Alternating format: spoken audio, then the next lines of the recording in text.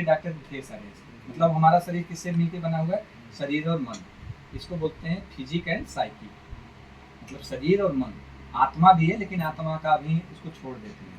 शरीर और मन का तो सबको पता है। जब अक्सर आदमी कहता है ना कि मेरा मन दुखी है, ये नहीं कहता मेरी आत्मा दुखी है। बहुत एक को अनुभव किया जाता है, एक दिख रहा है, एक सीधे दिख रहा है। हाँ, तो यदि अब यहाँ पे जितने भी डॉक्टर हैं, आप देखेंगे किसके डॉक्टर हैं? शरीर के डॉक्टर हैं। किसी को आँख की दिक्कत है, किसी को लीवर की दिक्कत है, किसी को हड्डी की दिक्कत है। यहाँ पे जितने भी डॉक्टर हैं किसके हैं? सब शरीर के हैं। यदि मन का कोई डॉक्टर है यहाँ पे? नहीं, ठीक है ना। और मन हमारा शरीर से कई गुना ज़्यादा पावरफुल है, ठीक है। तो यदि मन को दिक्कत होगी तो किसके पास जाएंगे? मन का कोई है ही नहीं जानकार, ठीक है ना। तो मन के लिए क्या है?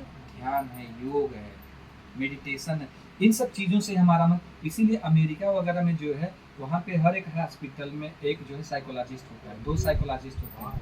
इसीलिए अब क्या हो रहा है कि अब जैसे पहले मेरे पास कोई आता था तो क्या होता था कि जैसे सपोज कर लीजिए आपको पेट की बीमारी है, तो मैंने आपको कुछ बताया या डॉक्टरों के पास भी वो गया। अब डॉक्टर क्या किया, उनको कोई दवाई दिया, यदि दूसरी बार भी गया नहीं ठीक हुआ, तीसरी बार वो साइकोलॉजिस्ट के पास भेज दिया, ठीक है ना। हाँ, क्योंकि आपकी जो बीमारी है कहीं ना कहीं अब मन की है। मन की वजह से आपके शरीर में दिक्कत है। हाँ, पहले नहीं होता था। अब डॉक्टर जो है वो 2-3 बार आप गए तो साइकोलॉजिस्ट के पास भेज देते हैं, और वहाँ पे टेस्ट होने पर पता चलता है कि कुछ न कुछ आपके मन में दिक्कत है। जैसे जैसे मनोविज्ञान आगे बढ़ा तो उसको अब ये पता चला कि आपके शरीर में जो बीमारियां हैं वो 90% पहले आपकी मानसिक हैं, वो मन में आई है फिर शरीर में आई है।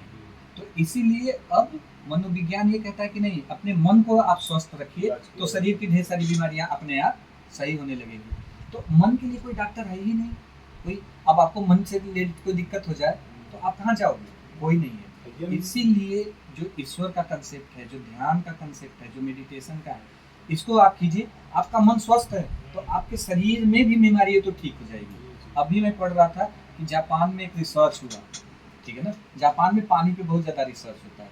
तो वो क्या किया, जो मनोवैज्ञानिक था उसने 2 बोतल दी, लोगों को दे दिया और कहा कि इस बोतल को आप जो है कुछ गंदी गंदी चीज़ें बोलिए, गुस्सा है, फ्रस्ट्रेशन है वो बोलिए, और एक ग्रुप को बोला कि आप अच्छी अच्छी शुभ बातें बोलिए, ठीक है ना।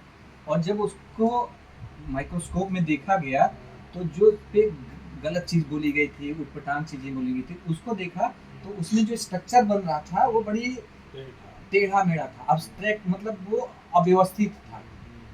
और जो दूसरे में देखा गया जिसमें शुभ विचार से बोले गए थे, पॉजिटिव विचार से बोले गए थे, उस पानी को जब देखा गया उसके अंदर तो उसमें बड़ी सुंदर सुंदर सा, मतलब उसमें मतलब ऐसा फिगर बना था जो बहुत सुंदर सा था, मतलब हार्मनी थी।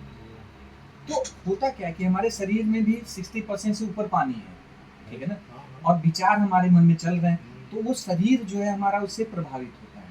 तो यदि आप शुभ विचार रखेंगे तो आपका पूरा शरीर स्वस्थ और अच्छा रहेगा, और नकारात्मक विचारों से भरे रहेंगे तो डेफिनेटली कोई ना कोई आपको दिक्कत होनी है।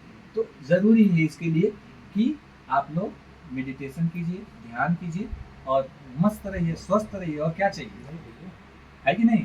तो ये बहुत ज़रूरी है।